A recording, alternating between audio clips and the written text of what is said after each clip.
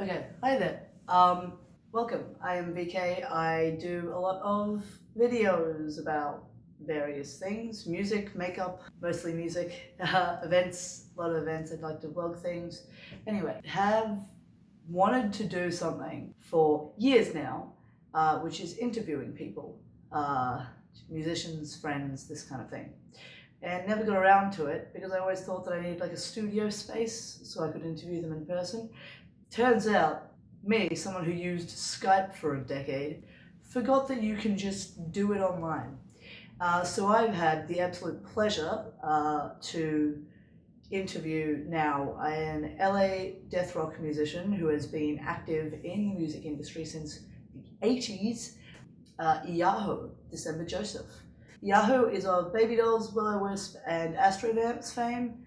Probably the most likely you'd have heard of those three is the Astrovamps, and now has a project Black Heroin no. You take drugs or alcohol? What is drugs? And now has a project Black Heroin Gallery. Thanks to UTM Music Group, who often gives me a lot of DJ promo and information about new bands that they work with and all of that, I've been able to do this. So thank you, UTM Music Group, and happy watching. This video is a couple of weeks late. It was a couple of weeks ago when I got to actually interview Eyajo. Unfortunately, I have gotten very sick in the meantime, had the flu or something akin to it. It wasn't COVID, thankfully, but still shit. So I've had to put this on the back burner for a little bit. Thankfully, it's out now though, because you're watching it. Enjoy the interview. It's very long, but that's because we had a lot to talk about.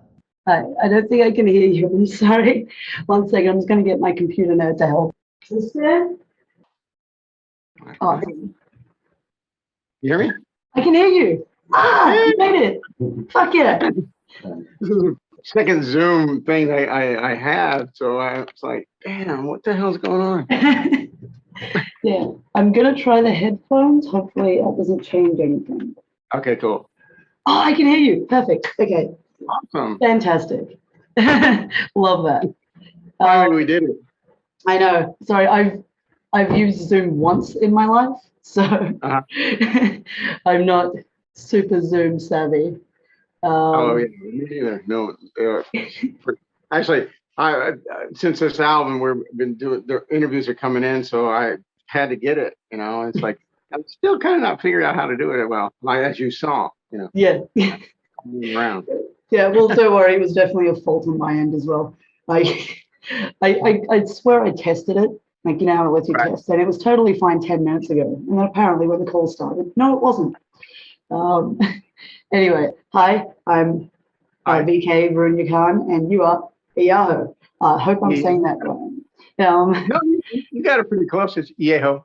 Eyajo? Okay, I'm sorry. It's not a name I've ever heard. Do you mind if I ask its origins? Well, it's actually when I was younger, you know, my mother and my dad used to call me Joey. So I know this is really weird, but I just took the name.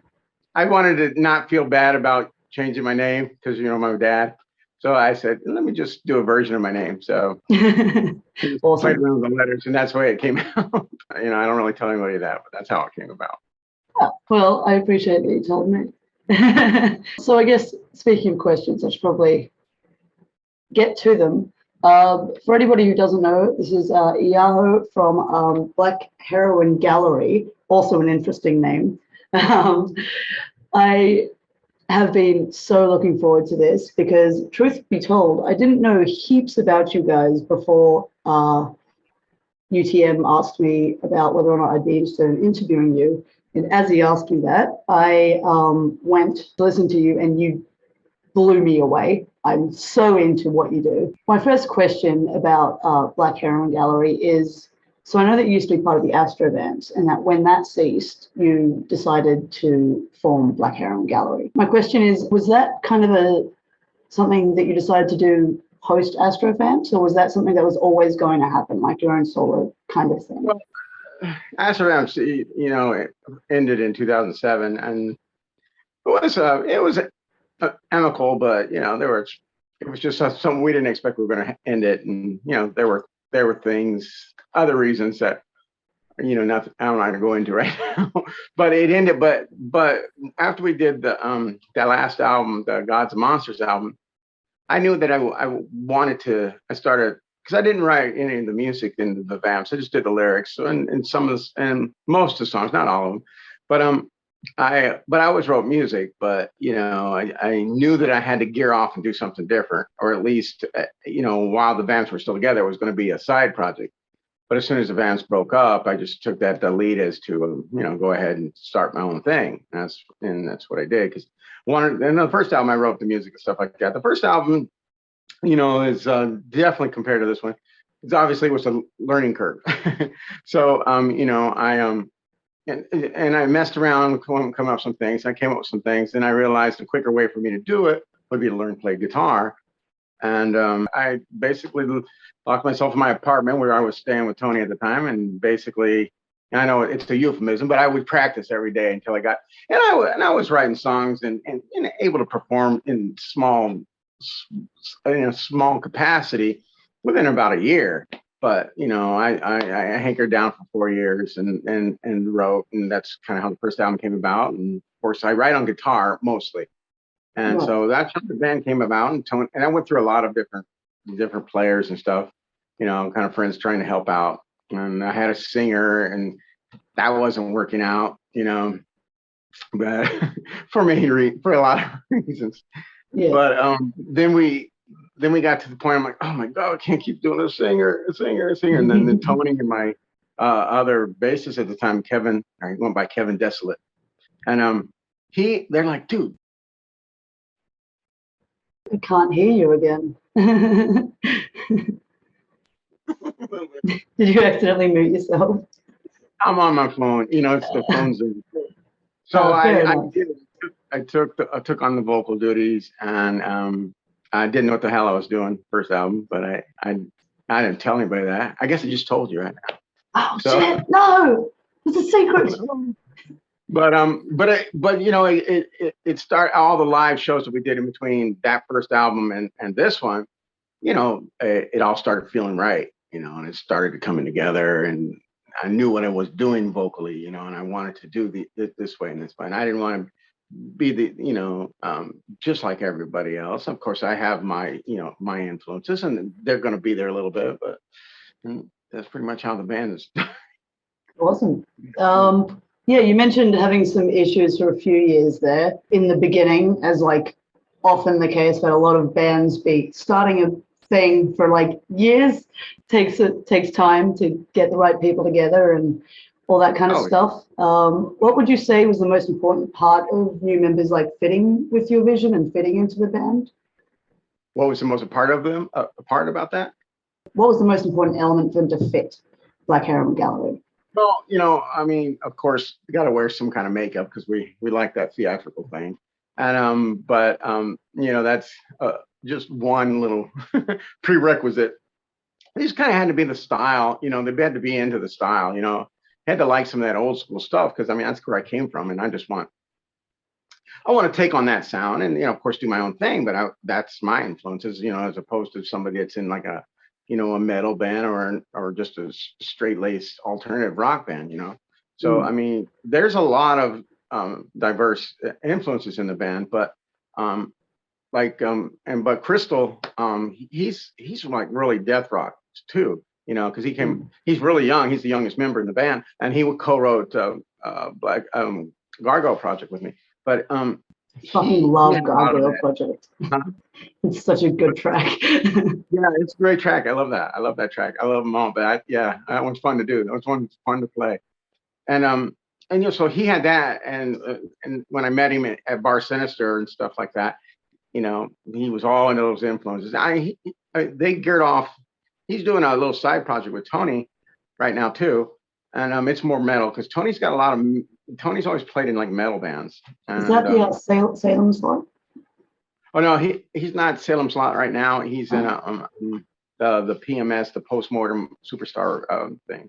So, So and the other guys are pretty much our bassist. He's got some he had like another metal band, but they all like goth rock and they're all into that style of music too. So that's cool. And I like some metal too, but I'm just like old school. I really like the Virgin Prunes. I like all that, the Bauhaus, all the old stuff, Alien Sex Fiend, all that stuff. And Awesome. I also like some of the weird poet kind of artists like Tom Waits or like Leonard Cohen. They Yeah. really inspire me. Because I was a poet before I was like a musician and stuff like that. So always wrote and wrote and wrote.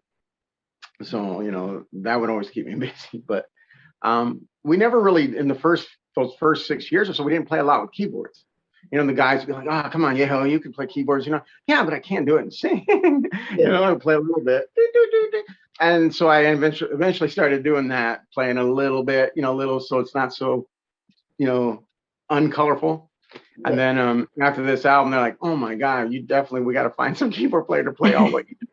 I'm like, Skyly Vague, he fell right into us at the right time, so we're really excited to have him. And he's filling out, doing all the keyboard stuff. So for the first time in our existence, we're able to go out as a big full band, doing the full on sound. So that's really exciting. So we're excited about that. Yeah, awesome. You mentioned a lot of different influences from a lot of different people. I don't know if I'm listening too hard into this with Feast of Bats, but is there black metal influence? I know that you and Tony did Willow Wisp.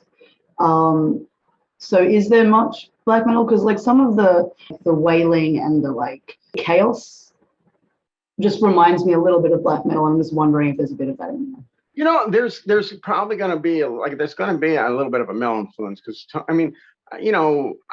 prefer, I'm a minimalist and I write minimal. I don't like like a lot of overplayed stuff, but me and Tony's been working with me for many years. Sometimes we butt heads because he wants something really hard, and I'm like, dude, just pull back a little bit. I want to hear that. I want to hear that trap stuff. But I think more of that influence would come from some of the spots where he might do a double kick or something like that. It come from that, and and who knows? I might have inadvertently heard a few metal chords or doom chords when I wrote something. So I don't know. I don't hear that, but but more than our first album, this album, everybody really hears more of a goth and Deathrock tone to it. Yeah. With just a little bit of an influence of metal. And I'm okay with that, but I got to stay straight on the style that I really like. That's absolutely the overarching, like, goth Deathrock kind of thing. I think maybe I was just listening to a little too hard into it. No, that's totally cool. I mean, it's like, I'm not going to take away from that because, there's a lot of great metal bands. So, I just want to see, I don't think some people just gear off altogether. I don't want to gear off. I want to explore and take that death rock, goth rock, post-punk, whatever you want to call it. I don't want to push it as far as I can forward, as a style. I don't want it to die out really, but I don't want to be cut off to any other additional influences here and there. Like any band, if you take a few little influences, it's okay to be in there as long as you don't lose focus. Yeah. It would be just like if I was talking to a black metal artist or a death metal artist and say, hey, let's goth it up, and then they go to a point where they start doing like the Cure vocals and stuff like that, right?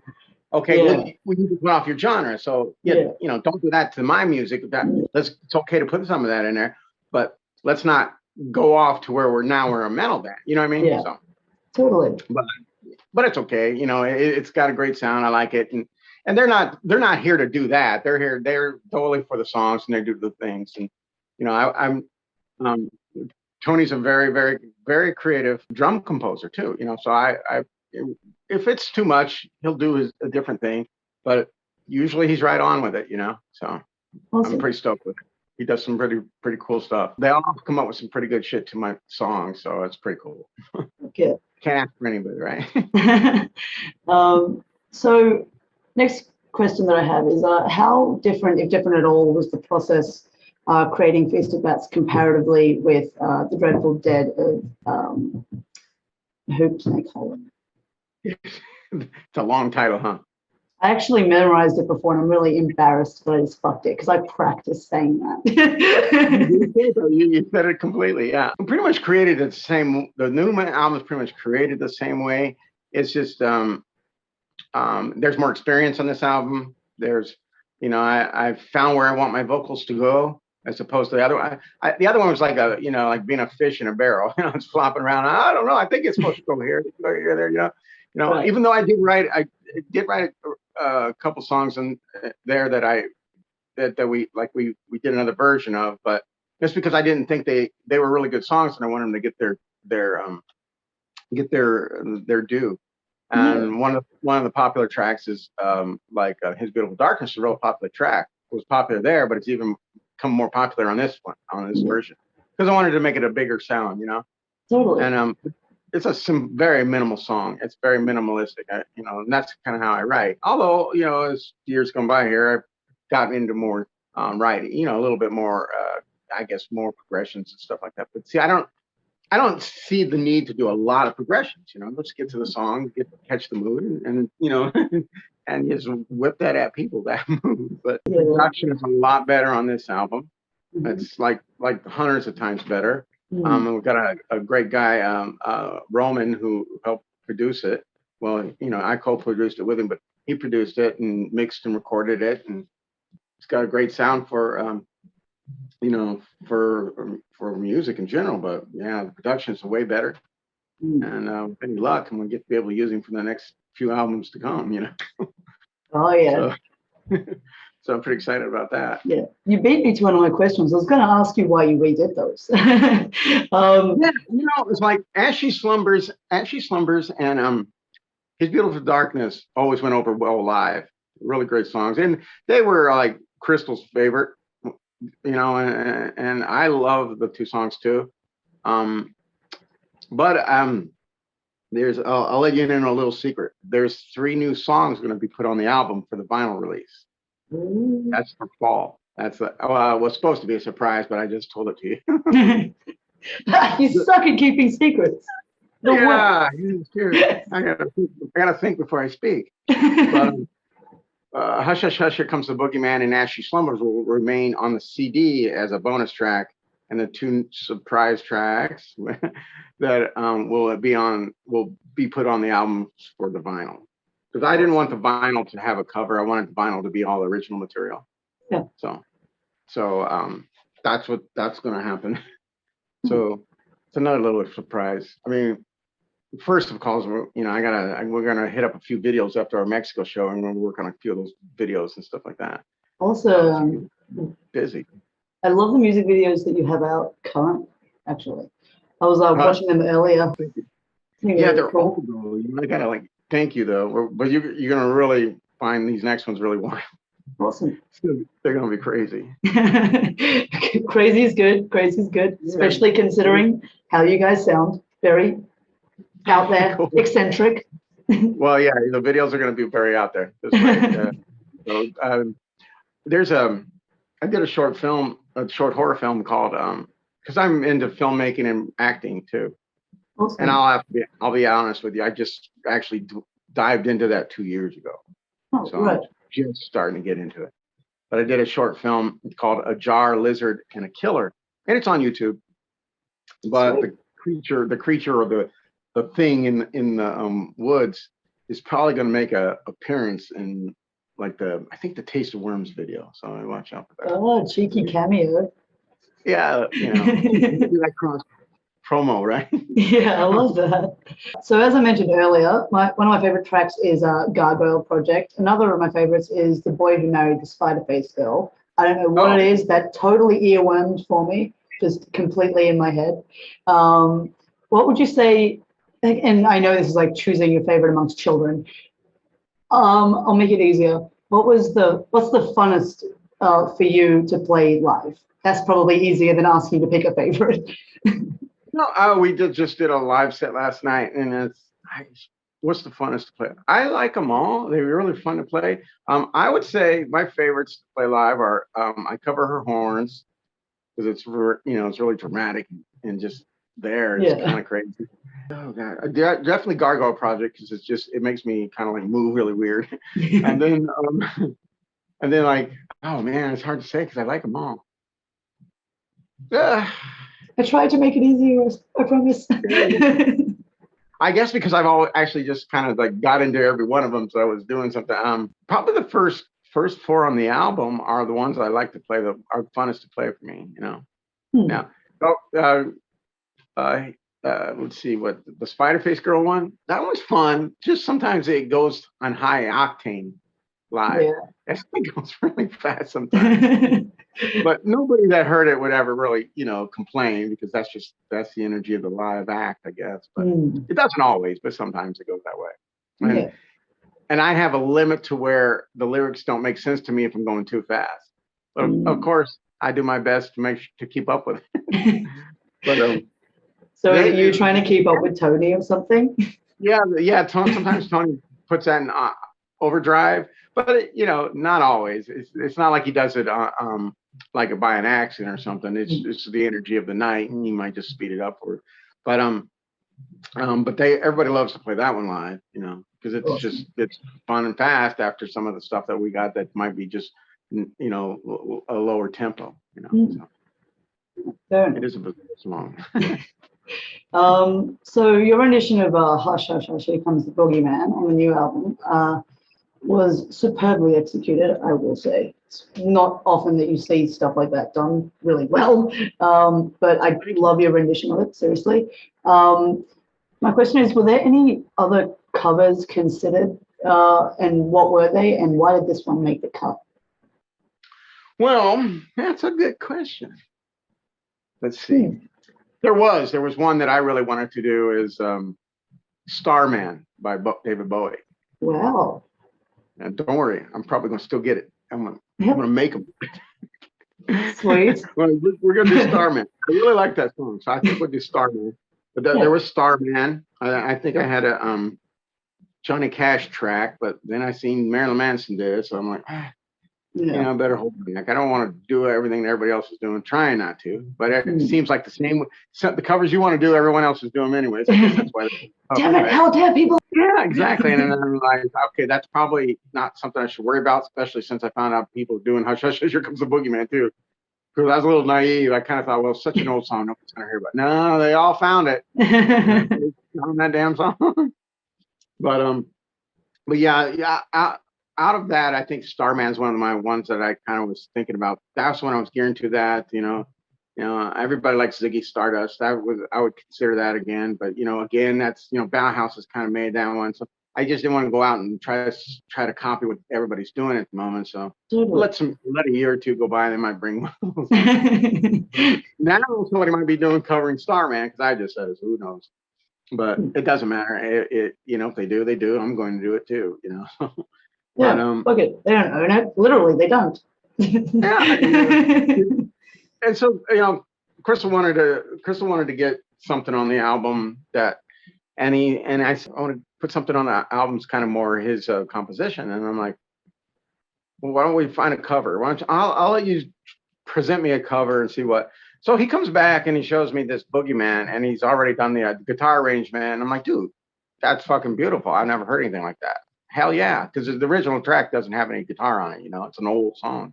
Yeah. And I said, hell yeah. So that one was arranged by you know, and brought to us by Crystal. So he should be proud of that song. Now, of course, I went in there and put my weird keyboards and stuff like that, and Tony, and everybody does their instruments. But yeah, I personally wouldn't even have thought to arranged it or did it that way that he did it. I would have came up with something cool, but it definitely didn't come up with that one, you know, the way he came up with that one. So I was pretty stoked by that. So, you know, that will always be remaining in our set. So I was happy when I heard it, and the whole band loves it. So, and it's fun to play, you know. Well, it's brilliant. We love doing that, and I'm sure he's going to appreciate hearing that. So. Good. Feel good about yourself. Yeah, he's the one that was the archetype on that song. So.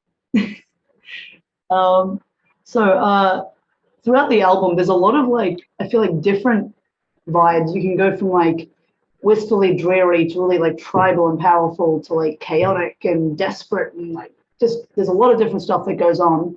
And even in one song, there can be a lot of different variations from minute to minute. I know that you do all the writing, pretty much all of it, considering your thing. Would you say that other band members' influences add to like those differences, and who do you think adds what? Well, yeah, of course, the band members, because I mean, um, you know, well, Tony has definitely some great. I mean, he hits the accents of the songs and comes up with some very creative drumming. You know, I throw if I hear something I would like to see into the thing. He usually he works it in. Pretty damn good. From chimes to whatever. But a lot of times, I mean, we've been working together long enough. He knows kind of some of the percussion sounds I like, so he goes ahead and throws that stuff in there too. Like for instance, his Beautiful Darkness. The original version's kind of more acoustic. I mean, it's still got all the synth and stuff, but and the drum was one way. But on this new version, Tony did something as simple as with the things with the what is it, the cymbals. And it was a sound I never heard, and it just breaks the song up and really great. And I'm like, wow, that's beautiful. You know what I'm saying? So yeah, he does stuff like that. I show Chris the songs that I wrote. I will show Crystal the guitar, and he'll go ahead and take what I did. And then, certain parts, if we're playing live, I might throw in a little, punch it up a little bit. Our bassist is brand new. It's been me and Tony and Crystal for most of the time, but our bass is brand new, and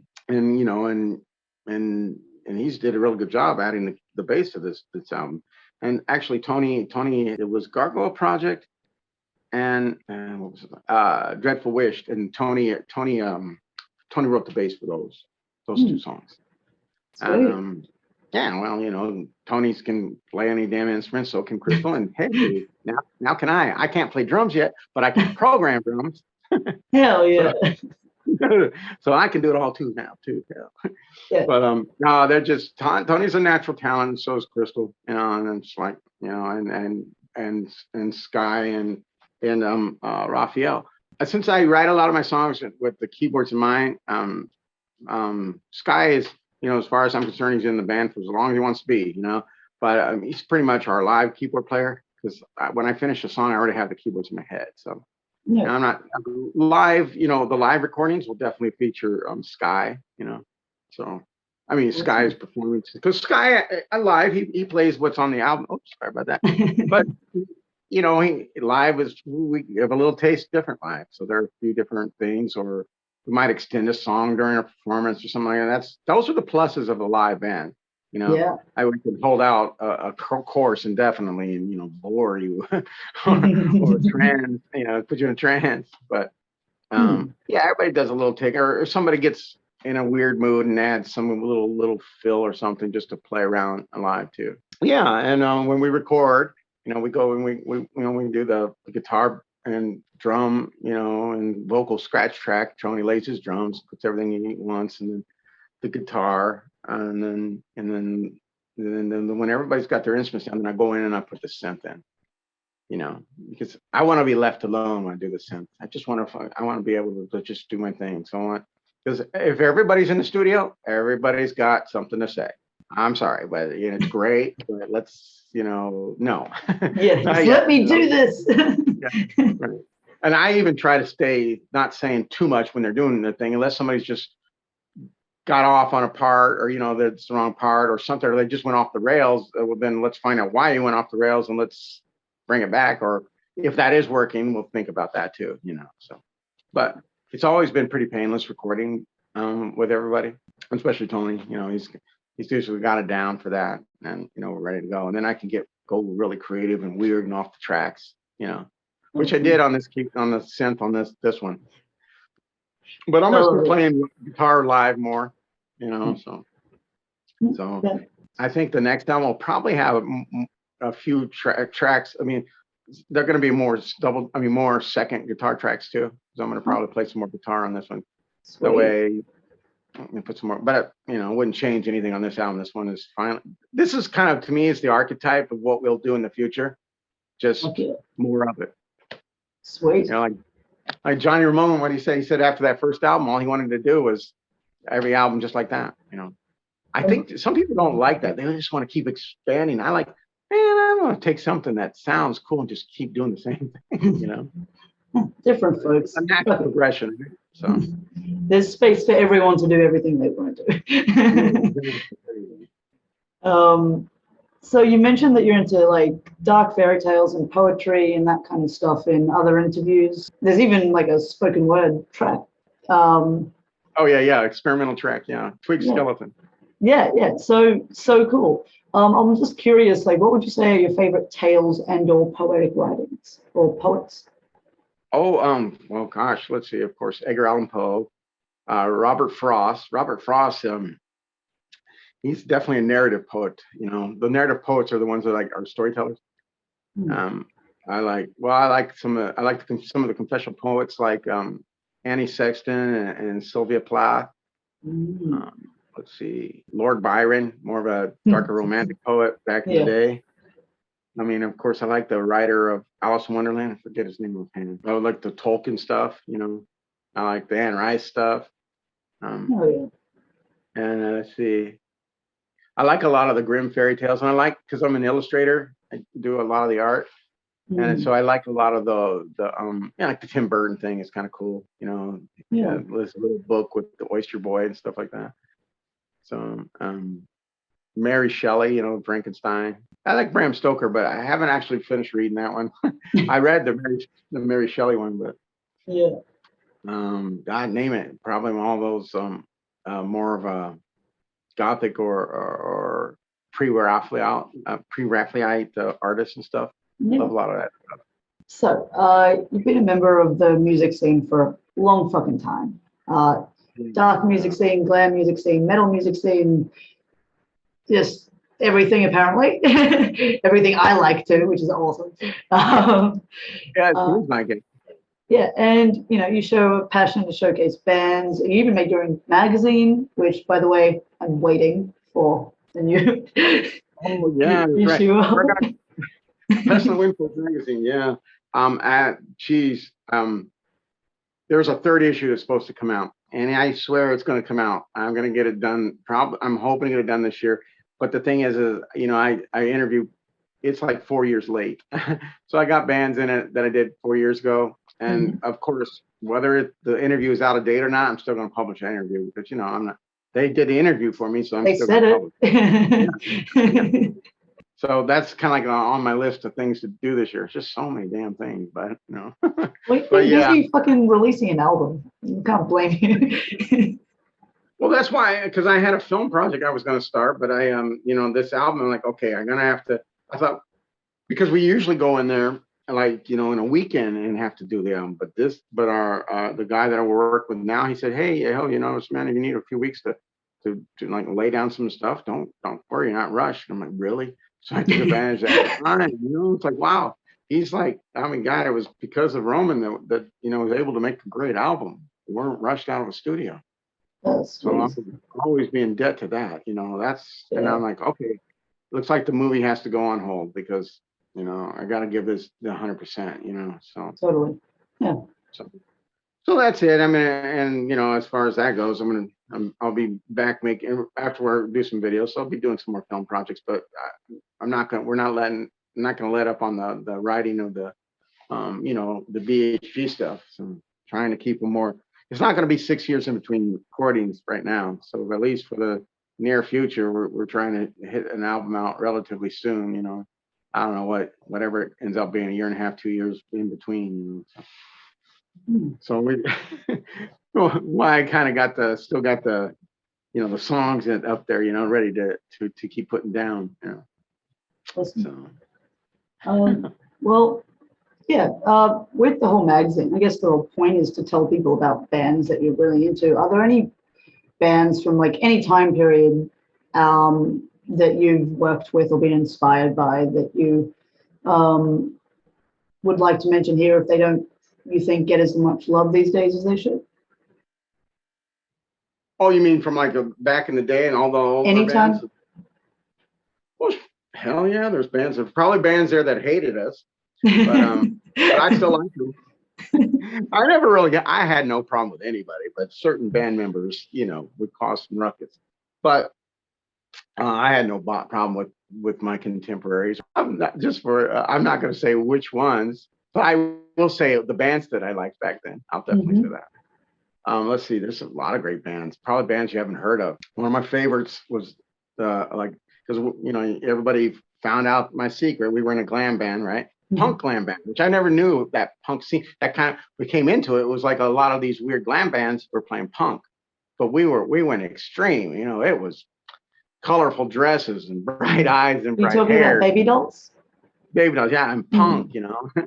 And I started that with Sean Decker, a guy I met at the time. And then we found Dan, and that's how that band started. But he was the founder. Him and me were the founders of that band. And there was a lot of great glam bands back to like I'm gonna let's see. First one that I saw when I got there just blew my mind. It was Stars from Mars. Gotta listen. Stars from Mars were just fantastic. They were all over the propaganda magazines. You know, Fred Berger put them all over there. And it was Alice and Dominic. They poster board. I'm like, oh my God, these guys, you know, they weren't really goth, but it's still like a dark glam. It's like fucking, it was great. You know, it was like, wow, this is Hollywood. This is what the shit we want to do, you know. And then I heard about London After Midnight, and I'm like, okay, oh, fuck, I love this music, you know. And then there was the glamour punks, and then there was fucking intense stuff, you know. I'm sorry, I'm gonna play fan right now. These are great bands. They are, and a lot of them still are today. These were great bands and are great bands. And if you haven't got into them, listen to them. And then one of my favorites was the Ultras, who ended up becoming they were the Ultraviolets, and then they became the Ultras. And that was Alice's band, who was with Stars from Mars, and they got signed to Triple X Records. Phenomenal music. You know, they're all great music, you know. So you gotta listen to that stuff. It's a dark glam, and that dark glam is right on the edge of like early Gene Loves Jezebel, you know, with The Cow and Steven, all those songs. You get that dark glammy thing, but you know that transfers over to the goth scene too, you know, because they coddle that style of music too, you know. So there was great, and there were some other bands that came up through all that too. Some minor bands, but there were like the Brats, and gosh, there's so many of them.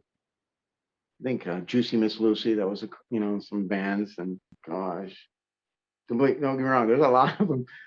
I may bother you over email or Instagram for a list, but now a lot of those were dark glam, but of course, there were, like I said, London After Midnight. Everybody knows that one. So, and there was I gotta give these guys props. December Flowers. You ever listen to December Flowers? Go on YouTube. You can get their stuff on there, but they're not around anymore, and they don't really sell any music or anything. But it was a great sound, December Flowers. Heck yeah.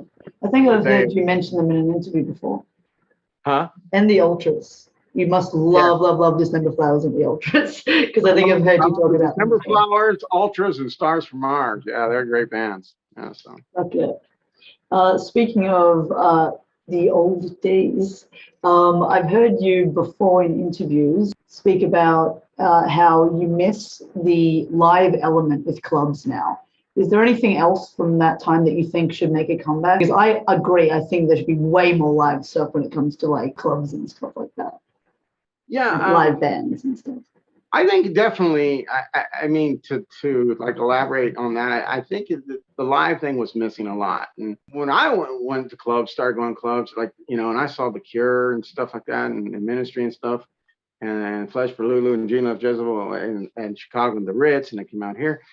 People would line up. It wasn't about sitting around in corners listening to the music. It was just lining up to see a band. Even if it wasn't a band, you knew it was going to be some dark, interesting stuff. There were going to be fog machines. There were clothes. There were drinks. And there were everybody dressed to the hilt in their newest outfit and makeup and whatever. It was like Max's Kansas City back in the day with the New York Dolls. So I mean, it wasn't preoccupied with all the other things, and don't get me wrong, the DJ culture has brought us all back. The DJ culture, believe it or not, brought back vinyl. So they deserve all the props there is, and we need them. I don't want to say that, but I just meant, but there are a lot of clubs, would just go with the DJ, of course. It's logistic reasons, right? It's easier to have somebody with their little thing doing their thing, and then instead of setting up and getting backline for a band or something like that, or whatever it takes. I understand that. But there is and those clubs were all kind of basically, they were genre based, in a way, because you didn't get something so obscure that didn't match the whole scene of everybody there. I mean, well, like I wouldn't put a country band there, but of course, that country band would be in another venue, and that's cool. But the thing is it was just like a big gathering. It was, I don't know, it just seemed more like a more kindred spirits together when they did those big shows and had those live bands playing. Yeah. Everybody was there to support and stuff like that. LA is spoiled. LA's got just too many damn bands. You get every once in a while you get a crowd, but oh, you're playing, okay, yeah, whatever. You're playing next week too, or whatever. That's what they think. We have that a little bit where I'm from as well. Like bands doing like at least a gig a week. And there's so many venues here that like they can move around and do that like every week, and people are like, and it's like, fuck. I know, but I mean, we go out of state, then it's like a whole different story. It's like, you get more of the rock star treatment, Right. So, because people are, oh, wow, this is some, let me go check this out, And it's like, I mean, LA's I mean, there's some great stuff out here, and there's some great clubs, and there's some great bands out here, and there are some, I mean, the whiskey is still fun to play, it costs money though, but it's still fun to play when you decide to do a show there. But there's a lot of good clubs here. But when I was starting out there, I was like, the Chicago had the Limelight, and so did New York City have a Limelight. Those were great big clubs, and there was Club Medusa's in Chicago, and these are great clubs and big clubs, and floors and big stages, and that's the funnest part about being in the band, is getting on that big stage, not the one that's just a little knee high off the thing. It's the tall stage, where you're looking down at people. That's the stage that are really fun to play at. Wish we had more clubs like that. Really do. I think honestly, if there was some kind of whatever movement or investors to do that, then I'm sure they would always stay filled. Honestly, it would be great. This is what I think should be done. Is remember Revolution, the Purple Rain, Prince. I remember the First Avenue in Minnesota and those clubs. Back in those times, those days, you'd have a band that was obviously popular enough, but they would run a few bands, but it'd be a residency. Yeah. I think it should be more residencies, because it would help develop a band and develop a following. Yeah. So I mean, I've looked into it a few times, and I'm going to continue to look into it as time goes by. Yeah, obviously it would take some money, I guess, because not every, with this city, there's just so many bands. It makes more sense for them to have a different band coming in and whatever, Yeah. But like, let's see what Duran, they did a residence. Residence. God damn. What the fuck is a word? What a word. But they had one of those too. With the Rum Runner, when they got started. So I was like, okay, well, you know what? You get to play every freaking night, or twice a week or something like that. And and you're playing to a club of people, and I'm sure there were a lot of other, whiskey was like that at one time too. Because when the New York Dolls came here, they had, I think their stint was like a week, and you're playing every night. So they don't do that. They don't do any of that stuff anymore. Yeah. And guess what? All those bands got legendary followings. I'm not saying that that's the key to it, but it sure the hell wouldn't hurt, So, yeah, totally. Yeah, it's weird to think that now you just kind of have to like really hope that someone's putting something together that you can maybe jump on. Right, exactly. Or you got to do your own shows, and we're which is a pain in the ass. Totally. But it's like, that's what everybody lives for, is to get up on the stage and play it. So I mean, of course, the recognition is great and stuff, but everybody wants to get up there and get there and play. And we've always been a pretty good live band. Everybody seems to always like the live show. So unfortunately, I feel like I might not be able to see one in the flesh for a long time, considering I live in Australia. But, we're hoping to get there. I mean, we've had people talking to us about Australia and England and Germany, Latin America. We know we're doing Mexico, so anything's possible. But if we do, fucking hope so. We tend to get the short straw over here with international bands. Sometimes we get lucky, but they're expensive to get here. I'm going to ask you a question, okay? Yeah. Because I met a lot of Australian people out here in LA. Yeah. I always ask them this, and partly it's because I'm. I guess I have a little bit of a dark humor. What do you think about kangaroos? Do you see them? Not in the city because I live in the city, but if you drive a couple hours out of the city, you might end up getting stuck on the road with kangaroos going across it. So it is a thing. I talked to like maybe I don't know half a dozen people from Australia, and I would ask, "Hey, well, do you guys like kangaroos?" And I get the same response from everybody. They go, "Oh, kangaroos are cunts." They I hate don't them. hate them. I mean, I wouldn't fight one because it'll kill me, but Oh yeah. I don't hate them. Why do they not like the kangaroos? I think it's if you do go rural a lot, you're gonna get stopped by them a lot, Oh, and okay. yeah, it might be that kind of thing. I do have a friend who sees them quite a lot in his backyard because he's a bit out further away from the city. Um, but I don't know. I don't think they're cunts. I think they're just kangaroos. I just laugh at the way that they call them that. It's like they're so serious. I'm like, really? I was here in America. They're little. I mean, every little kid wants to have a kangaroo. They adore them. Not smart because kangaroos can fuck someone up Yeah, pretty yeah. badly. Watch the Geographic. Yes. Wow. Yeah, Yeah. they're not nothing to play with. But anyway, sorry, I got off the subject. No, I just that's wanted. totally fine. I was waiting for an Australia thing because There are usually that's a thing that happens. We've just built this weird enigma about the place that people are like everyone from overseas thinks that everything here tries to kill you, and I'm like, I'm fine. Nothing has tried to kill me yet. Well, it's because of your big Nile crocodiles, and it's because of the tapins, those big brown snakes that can kill you, and Yeah. spiders, and all the other crazy things that we see on all those real monsters and geographic things. So I Yeah, think I that's where all suppose. that comes from. Yeah. I get it. We do have some pretty fucked up shit here, but we're pretty good at avoiding it. No, that's Yeah. good. We got alligators in Florida, though. Yeah, Yeah. yeah. You guys got some fucked up shit in Florida. I Yeah. don't, every time I hear like a batshit crazy story, it's from there. Yeah, yeah, it's I guess there's a lot of people that like to pick on Florida, but yeah, my family used to have a house there in Key Largo, Florida. Yeah. I don't think the house is. I don't think we have the house there anymore, but I Yeah. like Isn't that. the water rising or something? I'm not sure. I mean, the house that we had down there was like on the ocean, but it was being kind of gutted out with and man-made coral reefs were put in. So Oh, right. I know you get a lot of hurricane down there. So, Yeah.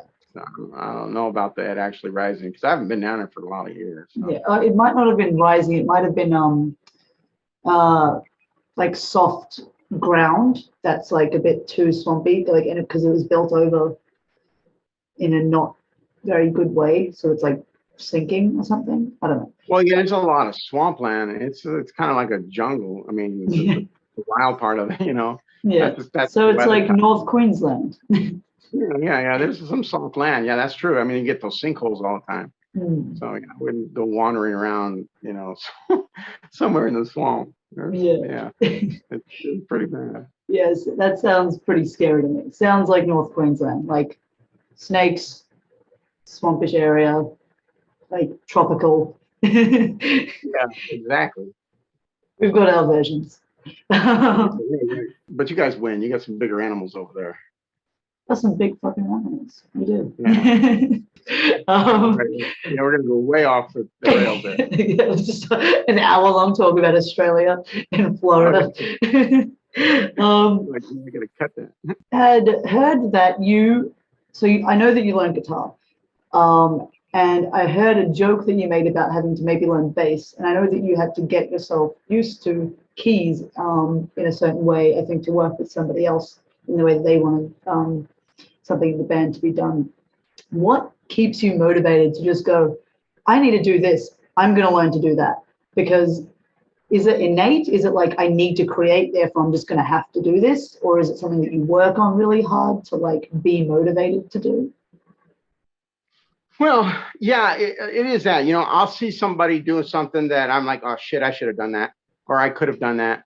or why didn't I do that? And then it motivates me. I mean, I don't always tell my bandmates that, but you know, from time to time I've told them. Even they inspire me. Like, okay, well, okay, you know what? I can't have you just be able to play that. I gotta learn something like that too. That's not, you know, I don't. It's not envy. If you want to consider that envy, I don't consider that envy. I consider that inspiration for me to work on my own shit. You know, Oh, so yeah. I do that. You know, I don't. You know, I see Tony doing drums, and I'm like, okay, you know, I got drums in my head, but I can't articulate them like he could.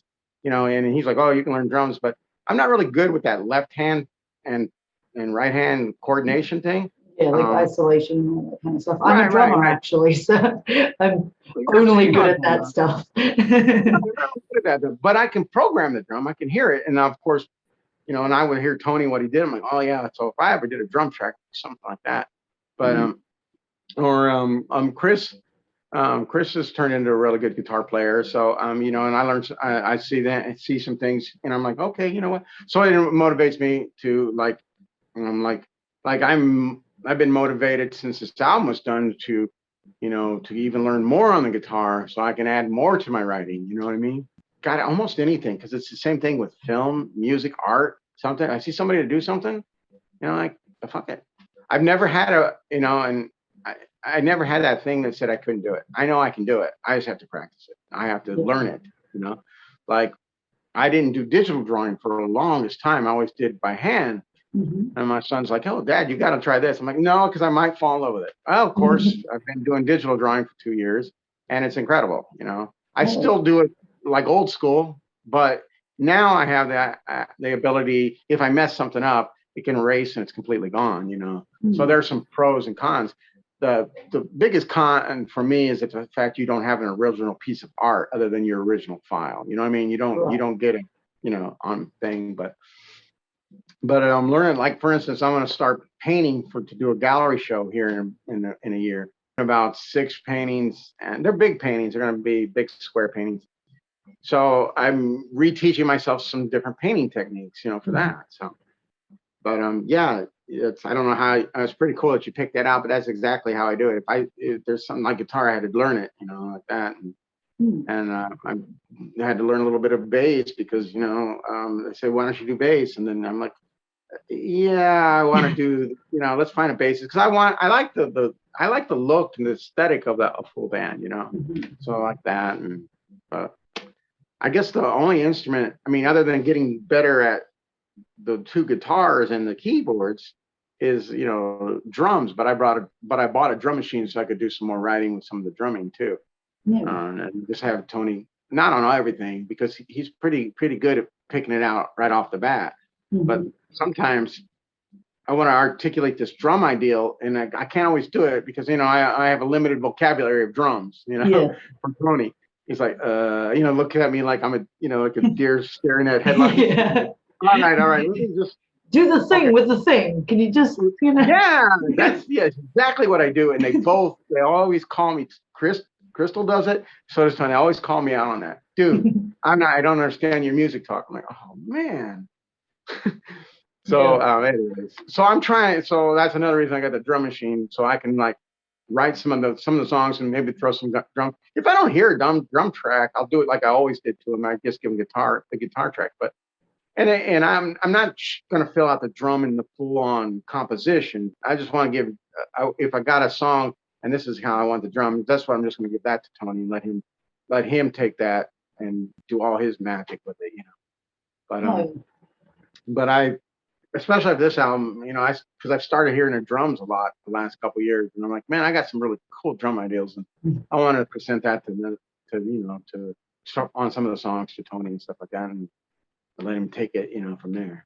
it's really fucking awesome. Like, I don't think I know, I maybe a couple of people. I don't think I know anyone who gives enough of a fuck about translating anything to their band members outside of just fucking do it. God, how do you not know what I mean? God, you have the commitment to just go, I'm going to learn how to do this thing so I can like perfectly explain how I want it done.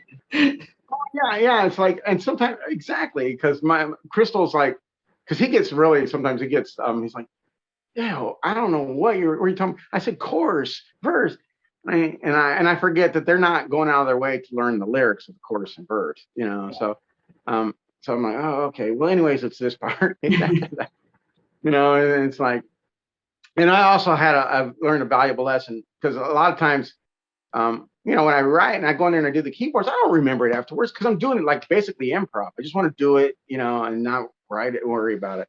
So I write down some of the notes, and I did with the guitar, but now I've decided that it's best that I try to keep practicing those songs because they always seems to we go back and have to reference it sometimes. So now I'm going to try to keep it practice so I can at least show the song again if I have to, if I like to forget a riff or something. But like, because I said after you learn it, then it's like out of my head. I just haven't played it for months or whatever, and and it's Crystal's got it down and he's doing his thing with it, and I don't need to do it anymore, you know. So but I like all right, it's done. I don't want to deal with it anymore, you know. So but I work a lot on improv is kind of one of my greater talents. I do that with art, and I do that. It seems like some of the acting things that I did, I always got complimented on the improv, but that comes from being a performer up there too. You know, I got to like do some stuff on improv because it comes to you. You know, I think the improv can come out being because the thing with improv, you can't go backwards. You did the thing. You're not gonna always remember what you did. You know what I mean? Yeah. So that's the same concept when I'm like, okay, I think this keyboard riff's cool. Yeah, I can pick it out, but thank God. See, I don't really pick out the notes as good as like Tony and Crystal can. Crystal can do it really great. So can Tony. Dude, what is the note that I just wrote? I mean, I know the notes. I mean, I know the keyboard scales and stuff like that. I have to do it old school. If somebody says it's like in the key of like, the key of D sharp, it's a minor, scale. Okay, I know that I can do any compliment with that. But if you're going old school and you're hearing it by ears, I have to play with the notes to find that composition. You know what I mean? So I'm getting better at that. But if I was tone deaf, I wouldn't be able to tell it was out of tune, right? But I can tell it's easily out of tune. I'm like, oh yeah, that's bad. Yeah. That was one of my kinks in my armor is the fact that if I didn't know the scale, if I didn't know the key, I was going to just be dicking around a lot until I found something, but if I know the key, then I know, use music theory with that, your scales and your chords and stuff that are in that scale, and then you can pretty much add anything to it. So it helps. Now I understood why some musicians will be jamming out like over at Venice at the beach, and like, oh, it's in D flat. I'm like, what the hell does that mean? I know what D flat is. What does that mean? It's in D flat. And it took me a lot of years to figure out that because I just ignored that information. Yeah. And I'm like, oh, well, it's in D flat major. That means that you just tell the musicians that, and they can just all play around in that whole session with anything that's in that scale. I'm like, oh, okay, that's how it works. Dang, late in the game on that one. But that's how I used all that crap when I was composing some of the keyboards on this album. So. Awesome. Really helped me learn it. Yeah. You mentioned your art before. And by the way, I don't know if you do commissions, but I am a big fan of the artwork on both albums that you currently have available. It's like the mermaid skeleton. Uh-huh.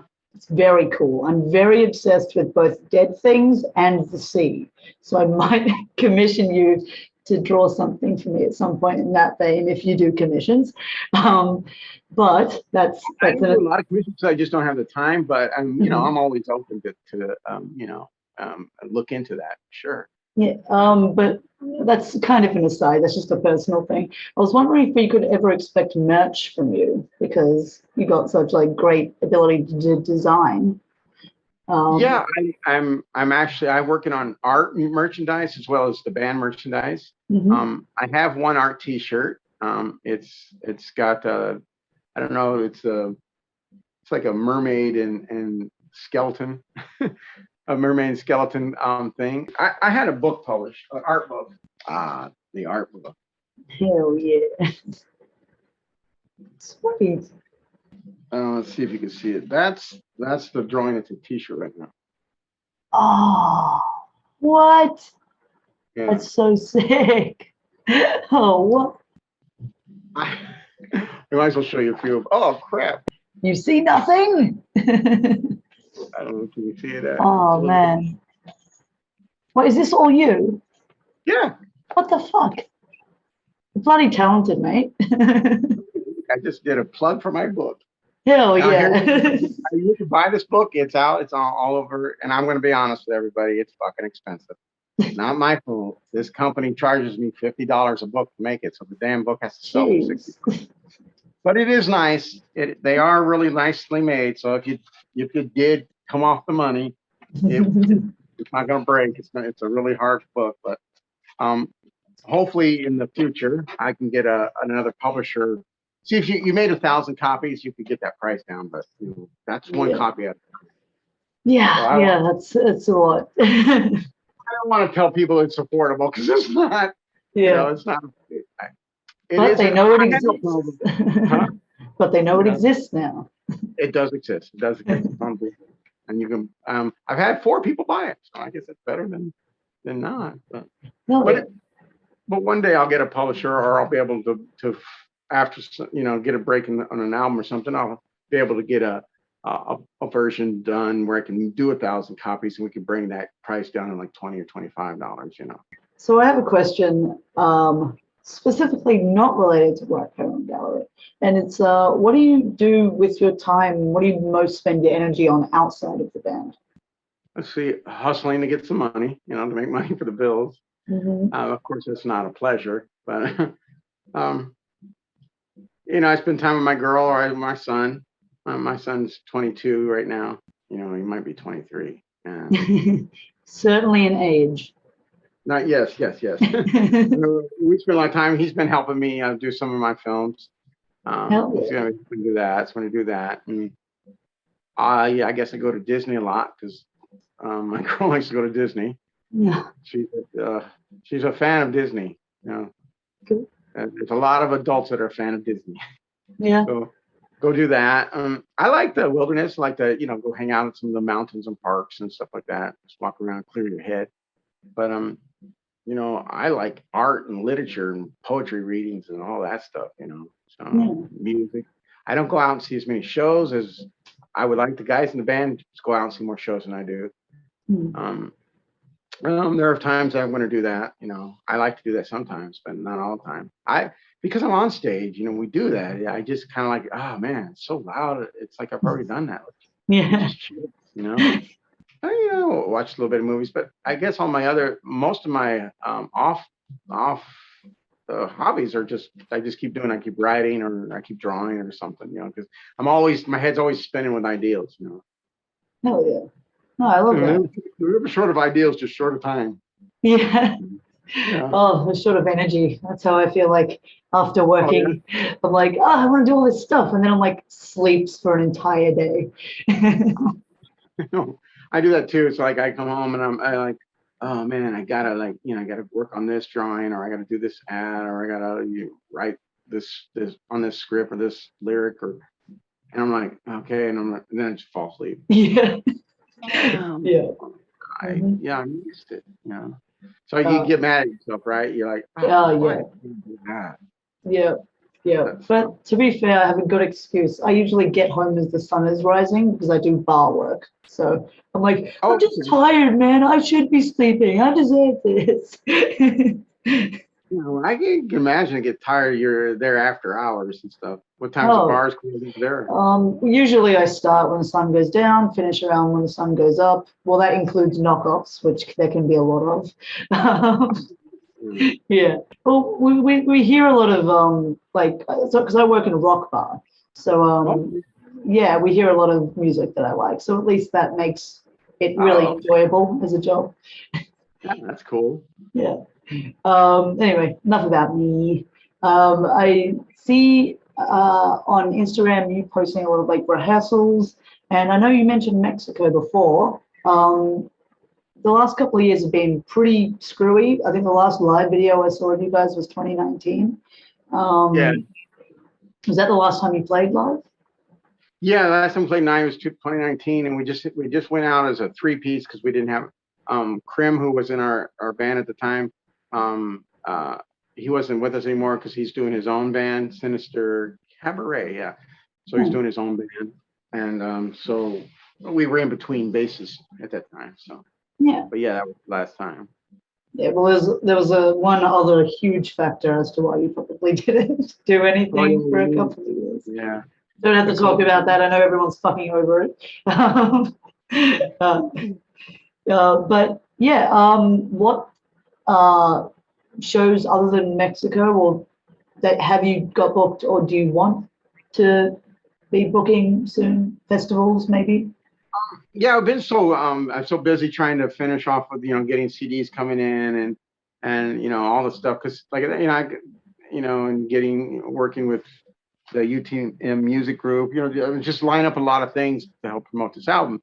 So I haven't had a lot of time to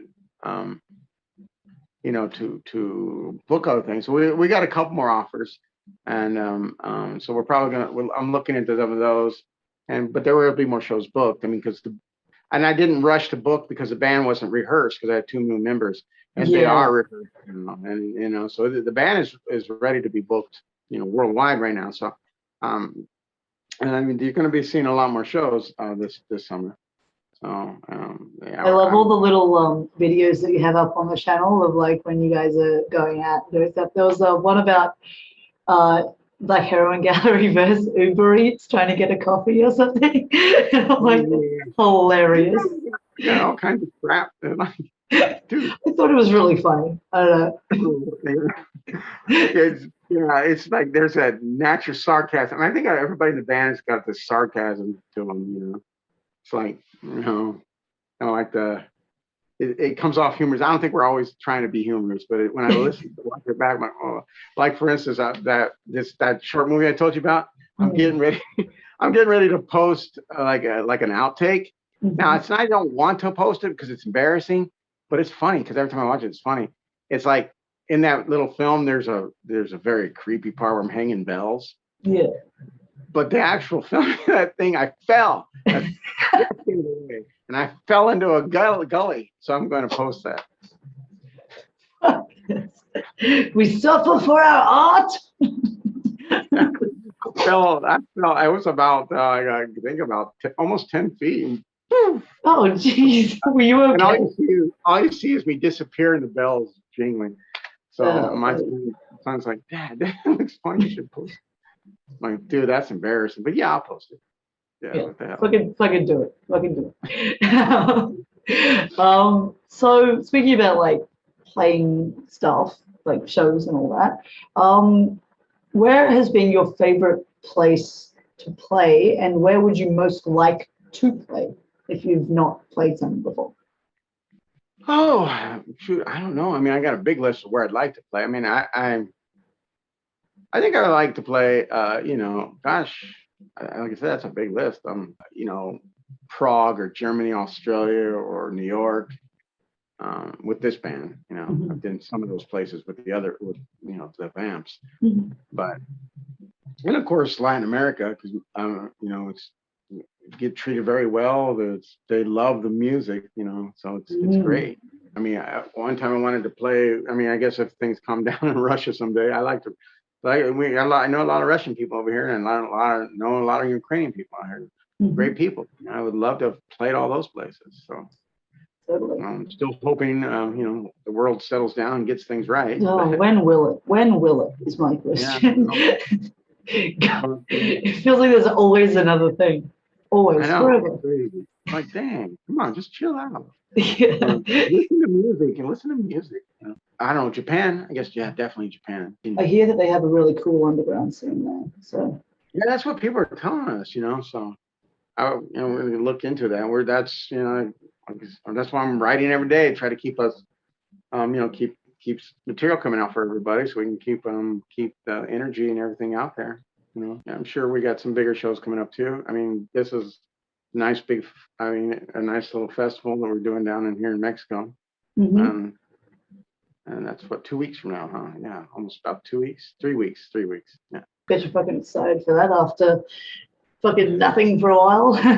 Oh, yeah, way excited. So I can't wait to get back on the stage and just do what we were supposed to do. Get out there and do it. Yeah. You're like, oh, we're a band, right? Yeah, we should do the band thing. Yeah. Yeah. The thing that they do with the live thing. Yeah.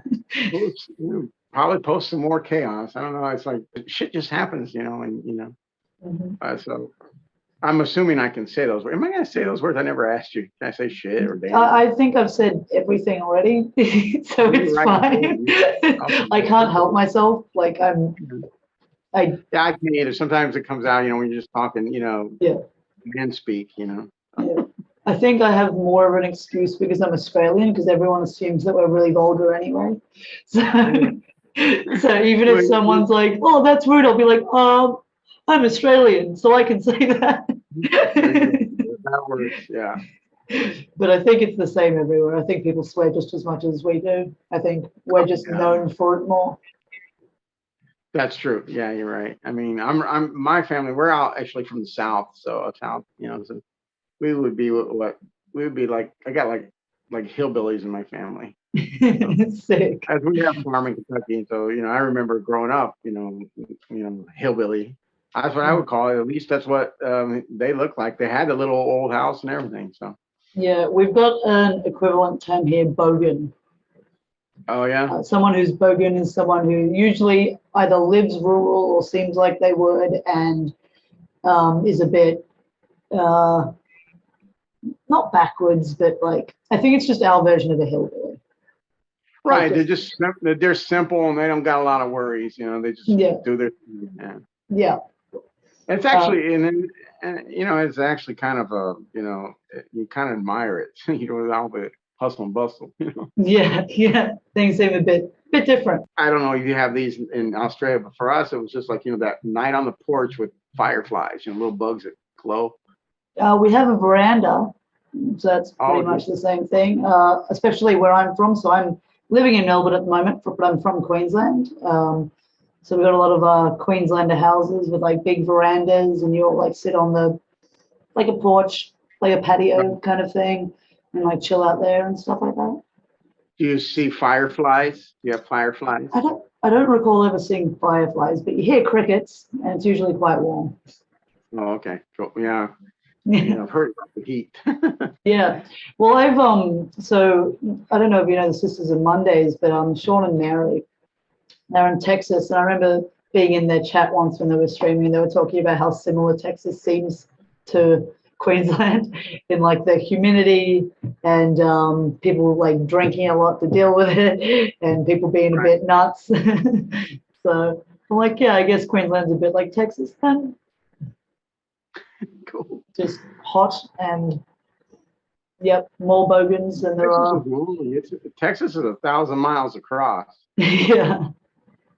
Yeah, it's like you go you enter Texas at right there out of New Mexico, and then in El Paso, and you end over there if you're driving on the 10, which is a highway that goes right through the middle of it, which is that 900 and so it comes to 1,000 miles. Yeah. It ends in Shreveport. By the border of Shreveport, Louisiana, So you go from desert and vultures and stuff and armadillo to swamp and alligator, and herons and things. So it's an interesting drive. That's not a day's drive. The only similarity that we would have to that would be like northeast Queensland to like southwest. So like in the middle would be like desert, southwest would be desert, and then northeast would be like crocodiles and hurricanes and shit like that. Just everything that can kill you. That's fine. Yeah, Just say everything that can kill you. Everything that can kill you. A bit less deadly where I am in Melbourne, because I think it's because it's cooler here. Like it's not like home to everything that needed to survive heat. Right. Yeah. One last question, because we've been talking for so long. Okay. I think it's been like an hour and a half. Oh wow. That's cool. It doesn't feel like it has, but I've been like checking the time occasionally, and I'm like, oh, what? I'll stay as long as you need me to be on here. That's cool. Okay. Well, you've been really cool to talk to, so I'm glad about that. I was so nervous. I haven't done an interview in almost 4 years. That's awesome. Yeah. So fuck. I forgot what I was going to say. But sorry. Anyways, you were going to ask another question. I'm sorry. Yeah, so I think I recall you saying to Onyx, because I know you did an interview with Onyx about possibly re-releasing something. Yeah, the first album. There was a lot of production stuff that I didn't really realize, and I wasn't even looking out for, that there's some technical things that would definitely even improve the sound on the first album. And after we were dealing with this producer and engineer mixer, Roman, I learned a lot more about music. I didn't know. Just put us in a whole different realm. Some of the things that could be done and should have been done. Yeah. So I'm looking at. I have the masters, but it's just a technical thing. I got to try to get some of the stuff to have it remixed, mastered, and I'm looking to do that. But I don't want to focus on. I want to get it to him and have it on the back burner to start working on, but little at a time. We have these new 3 songs I told you that I'm going to be adding to the album, and I always intended to put these other 3 on there. It'd be 2 or 3, but right now it's coming at 3. 2 meaning that one song just sounded better longer, and then it would only make the album able to fit 2 more, not that one. But so I'm going back to record those in the middle of the summer and have it all that done by the fall. But I do look and try to remix that one and remix and master that album. It was never mastered, but it was, it was mixed and written. But there's a couple little flaws on there I want to just fix, and because there's still a number of good songs on there that I liked, and I want to give them a little bit better, better version of it, because like I said, there were some technical things that I didn't know we could do. Or fix, or that I overlooked, or something like that. So I just want to clean it up a little bit, if you want to call it cleaning up. No, it makes sense. Make it what it should be. Right. Because the thing is, there's a tendency to go in there and just redo the whole goddamn thing. But I don't want to do that. It's just like that's recording a new album. I just want to let it go, because sometimes the guys are like, hey, go ahead and you should do that. And then sometimes they're like, well, maybe if we just leave it like it is. So it'll be one or the other, but just touching up a few nuts and bolts will bring it a little bit out a little bit more without kind of changing the whole aesthetic what it is. Because you got to leave it a little bit authentic the way it was. So you can kind of hear the, the progression. Now, like a lot of bands will have early stuff. Sometimes a band hits it first album. Sometimes it's second, third, whatever amount, right? But like, for instance, there are some bands that they've got some crappy first songs, but they developed into something really cool, right? Like, I don't mean no disrespect to Depeche Mode, because I love the band to death. But I really was never a fan of that first stuff. They can't, was it enough people? Enough's and what's that song that they always play? Just can't get it. Yeah, I just can't get it. I was never a fan of that. It was a little too, it's a little too little la la la. But they more than redeemed themselves for all their great compositions. It's just a great freaking band. You can't say no to that. It's got some beautiful recordings. But so on that vein, you're allowed to make some mistakes. Now, I would never go and buy that, but because I love the band, I would go back to that and get whatever release had that song on there. I don't care. I would still listen to it and say, you know what? It's Depeche Mode. I'm still going to listen to it. I do that with a lot of bands. One thing about bands is, there's bands that you ever have a band and you're like, I hate those guys. I hate those guys. Fuck those guys. Then you're like, okay, wait a minute. That actually sounds kind of good. And then you start listening to it in secret for a few months, and you're like, all right, I love these motherfuckers. I'm sorry. I do love this band. Yeah, I have that, but I have it for mostly one reason, is if people don't shut the fuck up about an artist before I even give them a chance, and they keep telling me that I need to listen to them because they're the best thing ever, I will not listen to them for ages, because I'll just be like, I need people to shut up about these guys before I can even think about it. Same with TV shows and movies. If people just keep talking about it, I'm like, you're making me dislike it, how much you're making me think about this thing that I've not even seen. I get that you're passionate about it, but let me get to it when I get to it, the same way. I do the same thing. A lot of times be like, no, I'm not going to like it. You don't know me. You don't know what I like. and I go and listen. I'm like, oh my God, they're right. All right. I'm Yeah. gonna, okay. All right. Yeah, it's good. Yeah. I wish I wrote that. Yeah, it's true. I do, but it's good, man. All right. Back to my drawing board. What the hell can I do? So I'm gonna do something better than what you. Oh yeah, I do so much shit out of spite. Yeah. Yeah. Like bar work. My partner at some point, I said, oh, I don't think I could ever do bar work. And then he's like, oh, I think I'm gonna go get my RSA, which is like a certificate to work at bars. And I'm like, what? You think I can't get my RSA? So I got my RSA and got a bar job before he did. Right, exactly. I do that too. If somebody says, you know what, you're not going to be able to learn that, or you can't do that. I'm like, oh hell no, I'm going to do it. So I'm like one of those. You feel a little bit of envy or not selfish, but like you're like you're mad about shit, But me, I've never like went overboard with anything. I just like, okay, I'm going to do my thing. I'm going to do it. It just I'm going puts to a do fire it. under your ass. Yeah. So, and that I guess that's more of a healthy way, but it inspires you because if not, I'd be sitting, I'd be just sitting. Oh yeah, laurels. I'll be like, I'm all good. I don't need that. Nah, man, you got to keep on fighting. It's going to be a never-ending battle. So keep on writing, keep on playing, keep on doing stuff. Keep on doing stuff. We're not here too long, right? So we got to do it while we can. Yeah, do all the things, all of them, because you can. Right, exactly.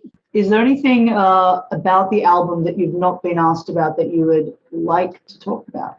Let's see. I guess I've been asked a lot. I mean, well, other than they're basically little stories every song. I mean, I've touched on it a few times but I guess that would be the main thing.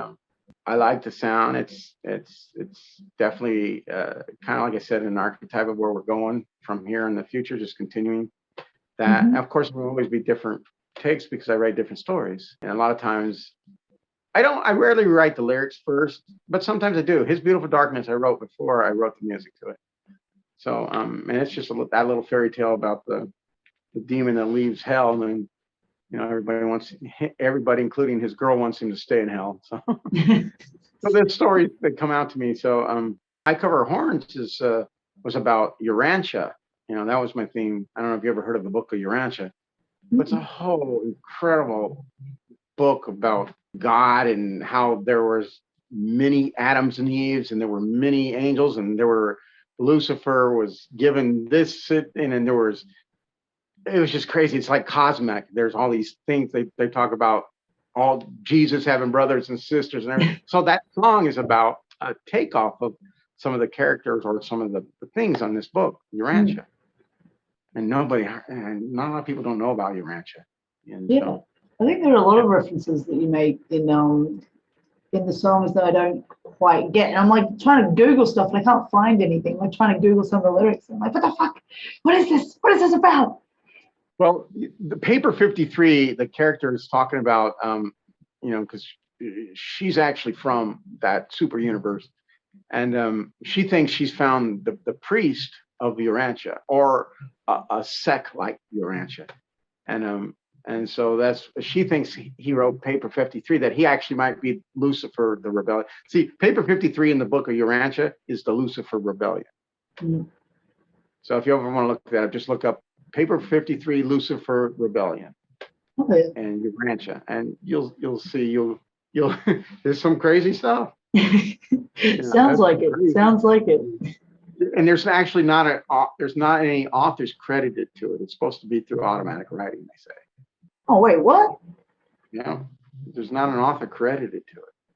It's over 2,000 pages. That's Yeah, we come across some weird things. Yeah. But, how did you come across that? I heard about Urantia back in when I was like clubbing over there in Medusa's in Chicago. Heard somebody make a reference to it, and of course there was no internet or something to look it up, and then I asked around, and I eventually found a copy of the book. I'm like, wow, it's kind of really very detailed. It's kind of hard to read. I mean, you listen to some of what the little lecture about it, and you'll hear all of these different words, and they got super universe and just these terms that some of that you might not have even heard, you know. So and I got that book and wow, and I kept the book, but as the years went by, I rediscovered it, probably about like maybe 8 or 6 years ago, and I started reading it. So now I kind of got a big old understanding of it, but I mean, it's really interesting. I mean, it has these different levels of, and how it just talks about how Lucifer is telling everybody they already have a soul, and they already have a free will, and that God doesn't want to show himself, so he's not really there, and then that the hierarchy is just telling you that he's there so they can rule you. And he was imprisoned on Earth, and he has to be on Earth. It's crazy how to read it. It's like, I mean, it depends whatever your religious thing is. Just take it as a work of fiction, if nothing else, and just read it just for the enjoyment of it. It's so detailed. I mean, I don't even know. I don't even try to make a movie or something of it, or a series. I mean, it can go on forever. So. Yeah. Yeah, it sounds like something that would end up as like a fucking long ass series, like Supernatural or something. Yeah, it's like do a series on it, guys. I mean, gosh, do your game, do the Urantia of Thrones or something. I mean, nobody can come up with anything original in the films now, anyway. So. No, they don't. I am working on one though. I have something that it's either going to be a film or it's going to be a mini series. Finally, give us something original. Yeah, I promise you, it will be weird.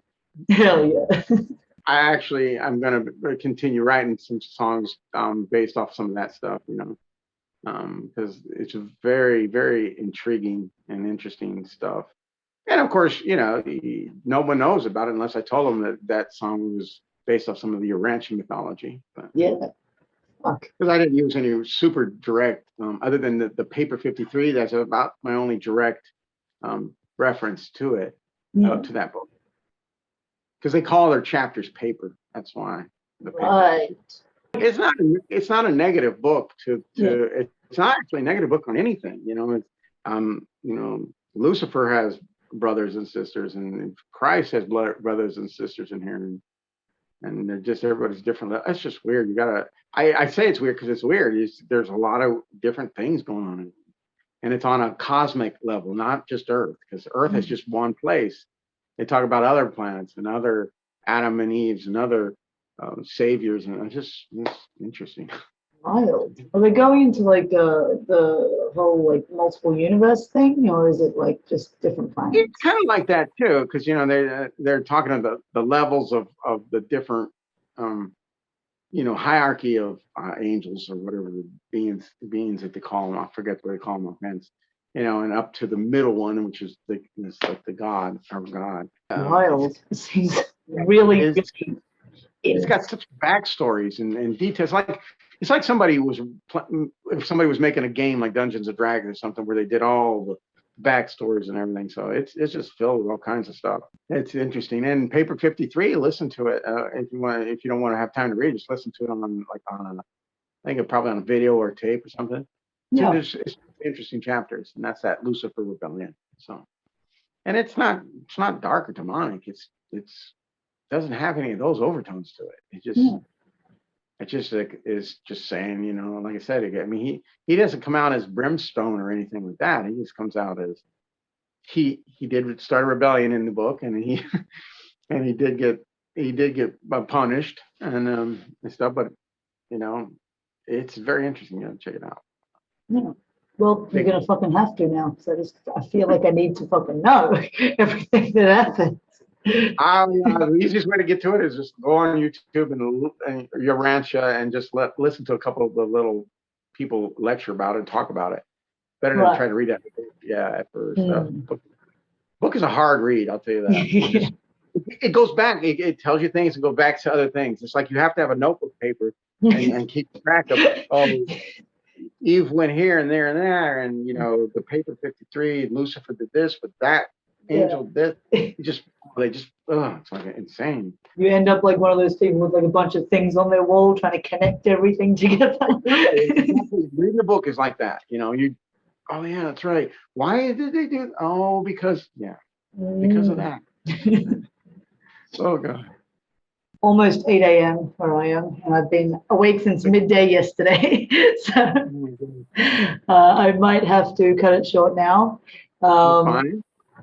I would love to keep in contact with you, though. You seem very cool. And I'm following you everywhere now, as you've witnessed. Okay.